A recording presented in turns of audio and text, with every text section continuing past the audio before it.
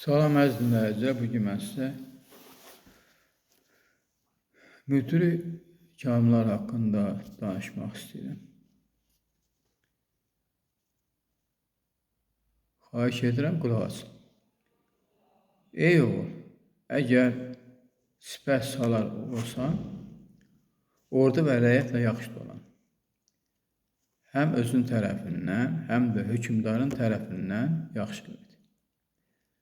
Rəyyətə qarşı xeyirxah ol, həmişə zəhmli görün. Ordu təşkil etməyi və döyüş qaydalarını yaxşı bil. Müharibə baş verdikdə sağ və sol cinaha davadan çıxmış, dünya görmüş, təcrübəli sərkərdələr göndər. Ən şücaətli sərkərdəyə ən yaxşı dəstə ver. Ordunun yanlardan və arxadan qorunmasını ona tapşır. Düşmən nə qədər zəif olsa da sən ona zəif baxma. Qüvvətli düşməndən edəcəyin qədər gücsüz düşməndən də ehtiyatlı ol. Vuruşda çox da dəlilik etmə. Ordunu bada verərsən. O qədər də aciz olma, ordunu məğlubiyyətə uğradarsan. Həmişə silah və atları yaxşı saxla. Cəsus yollayıb düşmənin vəziyyətini öyrənməyi unutma. Ordu önə gecə-gündüz kəşfiyyat dəstələri göndərməyi yaddan çıxarma. Vuruş gün düşmən orduya nəzər saldıqda və iki qoşun bir-birinə qarşı durduqda igid ol və öz orduna onların kim olduqlarını, kimlərdən doğduqlarını, əsl nəsəblərini xatırlat və de. Biz bu saat düşmənin atasını yandıracaq, onları darmadağın edəcək. Ordunun hamısını birdən irəli atma. Bayraq-bayraq, dəstə-dəstə atlılar göndər. Hərəsinə bir salar, bir sərhəng təyin et və de. Filankəs sən öz dəstənlə irəli. Özün üçün hücuma layiq olan əmri öz yanında saxla. Yaxşı vuruşana, düşmən öldürənə və yaralana, əsir tutana, mal gətirənə, baş gətirənə, layiq xidmət göstərənə artıq hörmət et. Maaşını artır, xələt ver. Belə hallarda qənimət dalınca qaçma. Alçaq təbiətli olma, onda məqsədinə çatarsan. Bunu gördükdə bütün qoşun vuruşa qalxar, heç kəs döyüşdən boyun qaçırmaz və arzuladığın qələbəni də əldə edərsən. Sənin istəyin bu yolla yerinə yetirilə bilsə, çox gözəl olar. Amma sən hövsələsiz olma, öz yerində dur, davaya girişmə. Çünki sipər salar özü davaya girərsə, iş dolaşıq düşə bilər. Lakin davaya girməli olsa, möhkəm vuruş. Qaçmaq halına belə gəlməsin. Ölənə qədər vuruş. Çünki ölümü gözə almış adamı yerindən qopartmaq olmaz.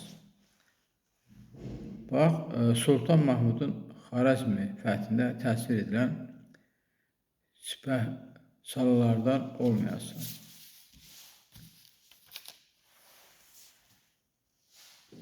Əgər qalib gəlsən, qaçanların dalınca çox uzaqlara getmə. Qaydanda böyük xətalar baş verə bilər. İşlər nə ilə qutaracağını bilmək olmaz. Böyük əmir, Allah ona rəhmət eləsin, qaçanın dalınca getməzdi və heç kəsi də getməyə qoymazdı. Çünki heç kəs müharibə qaydasını ondan yaxşı bilməzdi. Sultan Mahmud da belə edərdi və deyərdi, qaçan yorulduqda dayanacaq, geri dönsə, vuruşmasan yaxşıdır, xətası var. Müharibəyə gedərkən zahirdə başınla, gözünlə oraya necə girdiyini görəcəksən. Lakin batində qəlbinin gözü və ağlınla orada necə çıxacağını da düşünməlisən. Bəlkə düşündüyün kimi olmadı. Bir də ki, deyəcəyim sözü unutma. Müharibə olsa, yerin dar olsa, məsələn, arxanda bir adım yer qalsa, aman, bir adım da geri qoyma. Çünki bir qarış geri geçsən, dərhal səni geri çəkən hesab edərlər. Həmişə durduğun yerdən irəliləməyə çalış. Heç vaxt yenilənmə.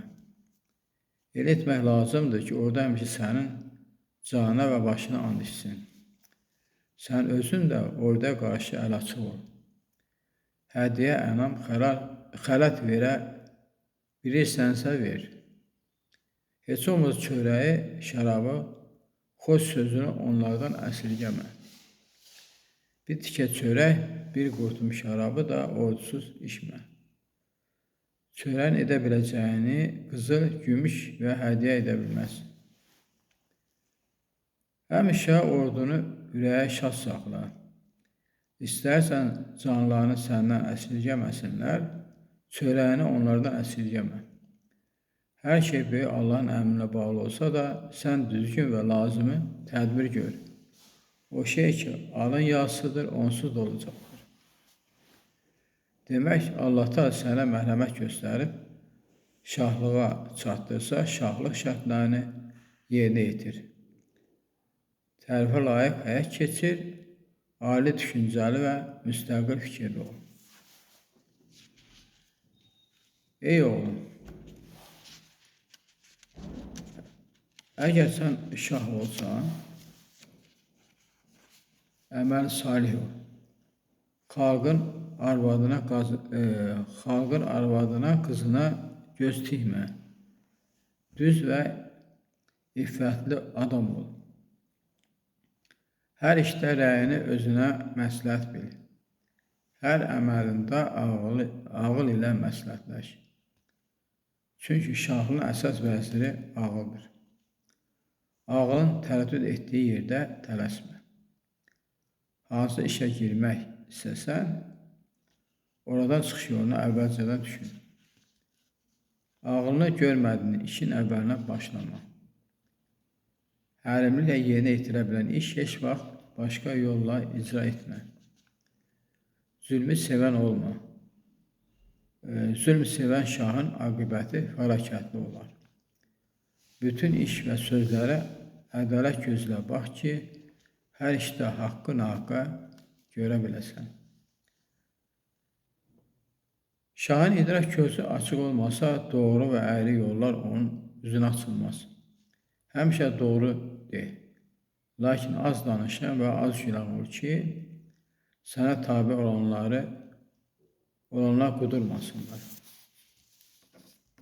Deyiblər ki, şahın ən böyük bədbəxtliyi odur ki, rəiyyəti sözə baxmayan xidmətçiləri quduran olsun. Bəxşi ehtiyacı olanlara ver ki, onlar da müştəhəqlərə versinlər. Ali təbiətli ol. Rəiyyət və ordunun gözünə alçaq təbiətli görünmə. Aman, özünə yazıq göstərmə. Haqda olan yaratına qarşı rəhmli ol. Lakin zalimlara rəhm etmə. Onları bağışlamağa adət etmə. Amansız ol. Xüsusilə öz vəzirinə qarşı. Əlbəttə, özünü vəzirə güclə gedən tanıtma və həmişə onu məsləhəti oturub durma. Bir adam və yaxud da bir iş haqqında vəzir nə desə, qulaq as, lakin dərhal əməl etmə. De ki, baxarıq, nə lazımdırsa əmr edərik. Sonra işi yoxlatdı, gör o işdə sənin xeyrin mi var, yoxsa onun mənfəəti. Aydınlaşdıqdan sonra necə məsləhətdirsə elə də cavab ver. Qoy səni öz rəyinin qulu hesab etməsin. Vəziri kimə versən, ona tam ixtiyar da ver ki, sənin məmləkətinin işləri axsamasın. Qoca da olsan, cavan da, vəziri həmişə qocaya tapşır. Vəzirəti cavana vermə. Sən qoca olsan, yaxşı düşməz ki, cavan sənə tədbir tiksin. Sən də cavan olsan, vəzirin də cavandırsa, iki cavanlıq birləşib ölkəyə iki tərəfdən od vurar. Vəzir xeyirxah, ağsaqqal, qoca, lakin cüssəli, qəmətli, özü yekəpər və boyu isə uzaq olmalıdır.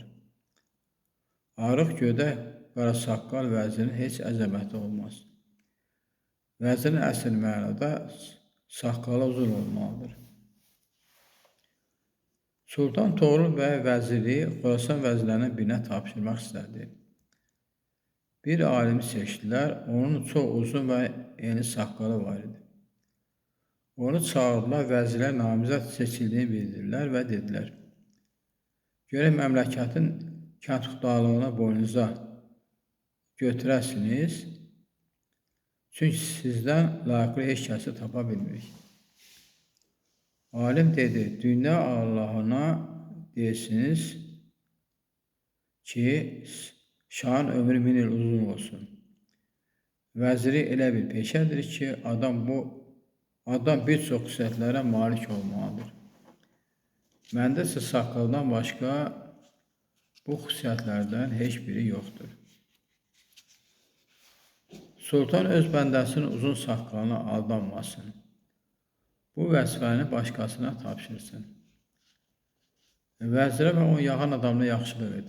Maaş verməkdə, hədiyyə bağışlamaqda xəsislik göstərmə. Lakin vəzirin qohum qardaşına vəzifə tapşırma.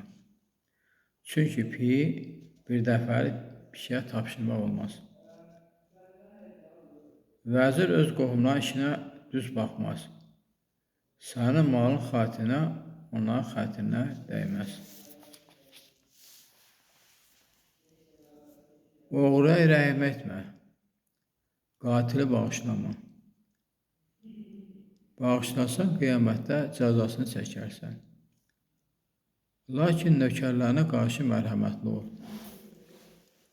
Onları bəladan qoru. Hər kəsin öz yerini öyrən. Öyrəndiyinlə kifayətlənmə. Hərəsinə bir iş tapşır və vəzifəni onlardan əsirgəmə. Lakin hər işi hər adama tapşırma. Deyiblər, hər işin öz adamı var. Şah əmirlərini möhkəm saxla. Heç kəsə icazə vermə ki, əmrinə etinasız yanaşsın. Əmrinə əməl etməyənə cəza ver. Şərab içmə, çünki şərab süslük və günah törədir. Əgər şah əyyaşlıq etsə, ölkə tez xarab olar. Dediyim kimi olur, vəzirlər ölkənin gözətçiləridir. Gözətçiyə başqa gözətçi qoymaq pisdir. Əgər vəzirlik qismət olmasa, sipasalar olsan, onun da şərtlərini bil. Ey oğul, bil ki, kəndli olsan, hər şeyin öz vaxtını yaxşı bilməlisən. Nə əkmək istəsən, qoyma vaxtı keçsin. Hər şey vaxtından 10 gün tez əkmək, bir gün gec əkməkdən daha yaxşıdır. Kənd təsərrüfatı alətlərini, cütü saz saxla, yaxşı öküzlər al və yemini bol elə. Gərək sənin süründə həmişə qoşqu öküzü də çox olsun ki, əgər vaxtı öküzlərdən biri xəstələnərsə, iş axsamasın, səpindən qalmayasan. Əkin biçin vaxtı çatdıqda torpağı sulamağı unutma. Gəlin səpini haqqında bu il tədbir gör. Həmişə elə torpağa ək ki, o özünü geyindirə bilsin. Onda səni də geyindirə bilər. Torpaq özünü geyindirə bilmirsə, səni də geyindirə bilməz. Kəndçilikdən xeyir görmək istəyirsənsə, abadlıq işlərlə məşğul ol. Bazar sənətkarlarından olsan, nə sənət olursun, tez işləyən və yaxşı düzəldən ol ki, alıcın da çox alsın.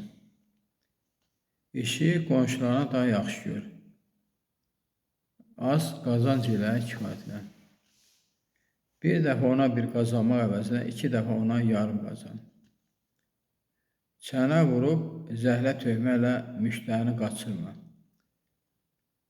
Beləliklə adamların çoxu səninlə alver edər, ruzun başın altına qalar. Əşya satana qədər müştəri ilə can bir dost ol. Ona şirin dil göstər. Ona ağa deyib təvəzzükarlıq et. Güləriz olub mehribanlıq göstərsən, səndən əşya alarlar. Qaşqabaqlı oturub nadanlıq etsən, məqsədə çata bilməzsən. Mən dediyim kimi etsən, alıcılar çoxalar, başqalarının qibtəsinə səbəb olarsan. Bazardakı sənətkarın hamısından çox at qazanıb, şöhrət taparsan. Lakin doğru danışmağa adət et. Xüsusilə satdığın şey haqqında. Xəsislikdən qaç, amma israfçı da olma. Özlərini aşağıya bağışla. Özdən yuxarıya ehtiram et. Özündən zəifləri incitmə. Arvadları, uşaqları alverdə aldatma. Qəriblərdən artıq alma. Abra adamlara çox pis rəftar etmə. Ehtiyacı onlara yaxşı davran. Ehtiyacı olanlarla yaxşı davran. Şahlarla düz dolan. Şah xidmətinə çox həris olma. Orduda olanlarla yaxınlıq etmə.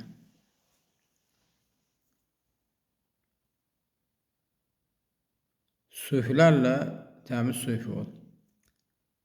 Daş tərəzini düz saxla. Öz ailənlə ikili davranıb, iki üzlük etmə. Şəriklərinə xəyanət etmə. Hər nə hazırlasan, satıla bilən və satılmayan üçün eyni dərəcədə yaxşı hazırla. Namuslu ol. Varın olsa, borc verməkdən imtina etmə. Doğrudan və yaxud da yalandan and içmə. Sələmpərlikdən uzaq qaç. Alverdə qəddar olma. Yoxsula borc versən və onun imkanı olmadığını bilsən, tez-tez borcunu istəmə. İnadkarlıq göstərmə. Ürəkdə xeyirxah ol, üzdə nikbin ol.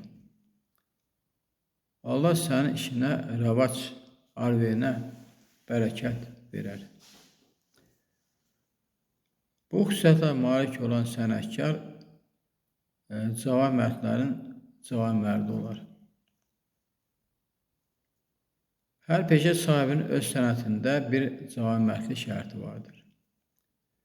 İnşallah son fəsildə hər sənətdə lazım olan cavan mərdlik şərtlərindən danışacağım. Allah qoysa hər növə aid bacardığım daxilində müvafiq nümunələr verəcəyim. Kənd təsərrüfatı, sənət və gündəlik həyat qaydaları. Burada deyilir ki, vaxtı düzgün idarə etmək lazımdır. İşi gecikdirmək olmaz. Əmək və zəhmət düzgün olmalıdır. Sənətkar işini yaxşı görməli, müştəri nəzakətli davranmalıdır. Az qazanc olsa belə, dürüstlük və davamlılıq daha dəyərlidir. İnsanlarla mehriban davranmaq, göbruluq etməmək ruziyə bərəkət gətirir. Yalan, aldatma və israfdan uzaq durmaq əsas şərtdir. Yoxsullara kömək etmək və ədalətli davranmaq tövsiyə olunur. Cavamətli anlayışın fəlsəfəsi. Burada daha dərin fikir verilir. İnsanlıq 3 əsas xüsusiyyət üzərində qurulur. Ağıl, doğruluq və insanlıq, yəni mərhəmət və əxlaq.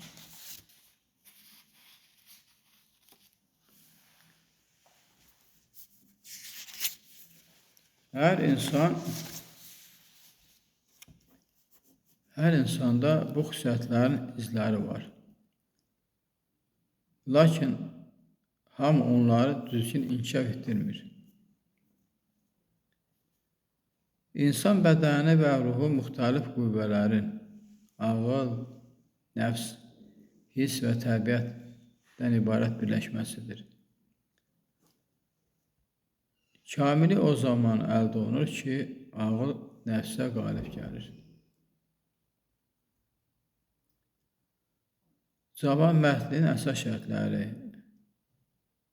verdiyin sözü yerinə yetirmək, düz danışmaq, səbirli olmaq, təmiz qəlbli olmaq, başqasına ziyan vurmamaq, ehtiyacı olana kömək etmək, nə tamahkar, nə də israfçı olmaq. Yalan və xəyanətdən uzaq durmaq.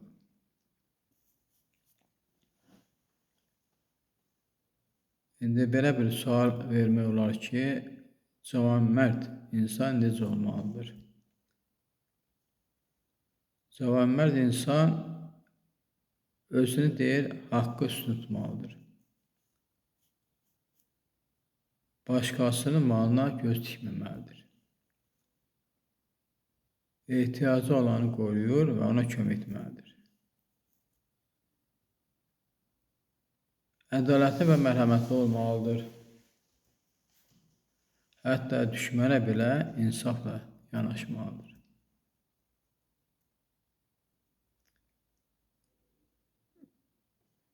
Sufiliklə əlaqə zamanı cavan mərdin sufi düşüncəsi belə olmalıdır.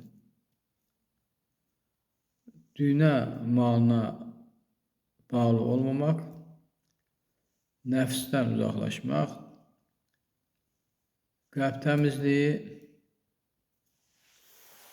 Allah qarşısında səmimiyyət, əlçə insanlıq, güc, var dövlət və ya sözlə deyil, doğruluq, ağıl və mərhəmətlə ölçülmək məsələsi olmalıdır.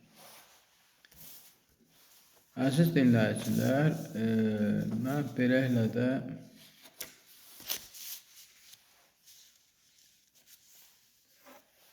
müdrik kəlamlar rubrikasını da tamamladım.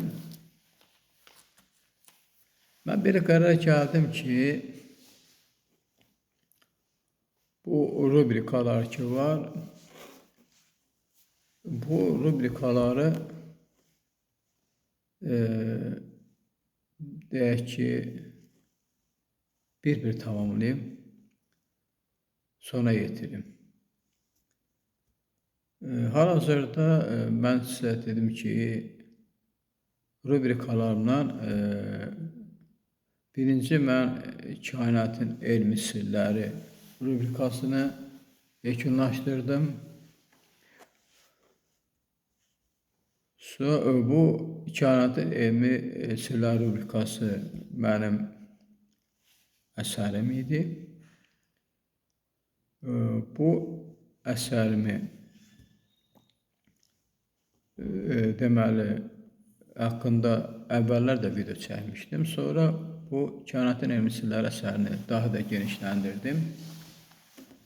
Əlavə fikirlər artırdım və bu əlavə fikirlər artırmaqla bu əsərim haqqında çoxlu videolar çəkdim. Sonra da yüksək şuran fəlsəfəsi əsərim var edir. Və bu yüksək şuran fəlsəfə əsərimdə də mən deməli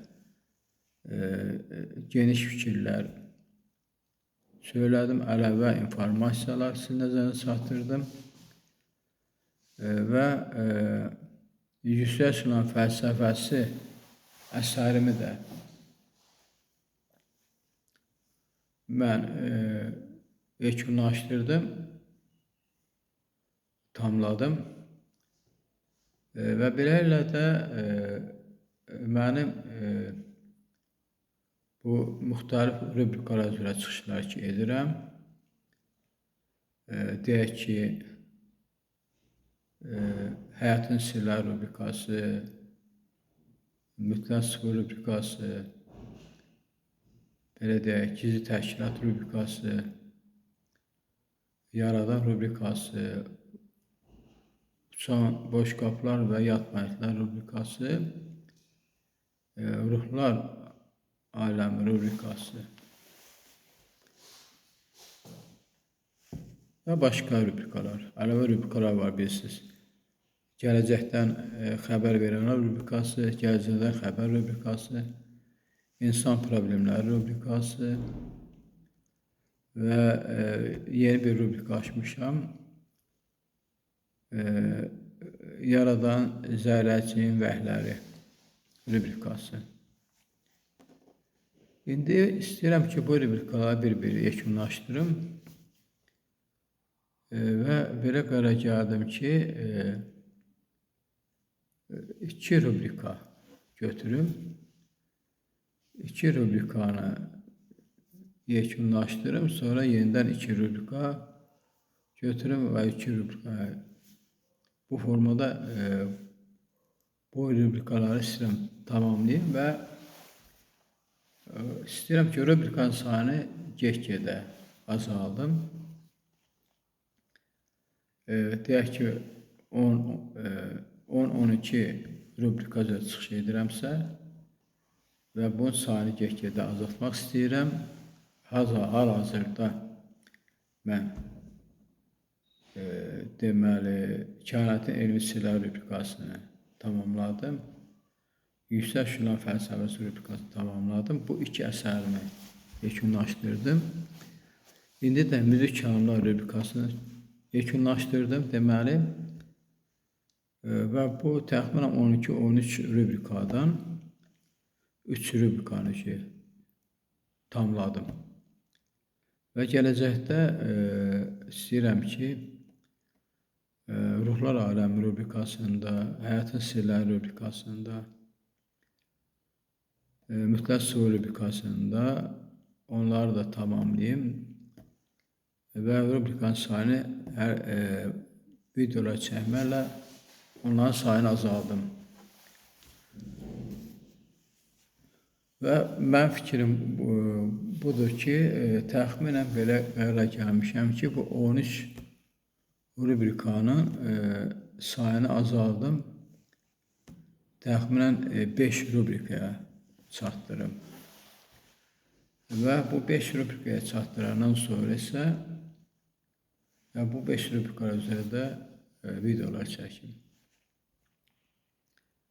Yəni planımı dəyişmişəm, bu formada istəyirəm. Deməli videolar çəkim və sizin bu videolar, yəni bu rubrikalar haqqında sizə lazımi informasiyalar çatdırım. İndi gələcəkdə istəyirəm ki, Həyatın Sirləri rubrikasında biz yekunlaşdıraq və əsas da çəkdiyim videoların əksəriyyətini bu Həyatın Sirləri rubrikası üzrə davam etdirəcəm. Bir də Ruhlar Aləmi rubrikası davam etdirəcəm və indi mən bu videoları rubrika kimi yox, bu əsərlərdən mövzular seçməklə videonun adını həmin əsərlərdə seçdiyim mövzular ilə adlandıracağım. Yəni bir rubrika sözünü dayandırmışam və əsərin içindən müəyyən bir mövzu seçirəm və həmin mövzunu başlıq kimi qoyuram. Bu da olur mənim yeni bir videom. Hələlik bu qədər. Sağ olun. Gələn görüşlərdə.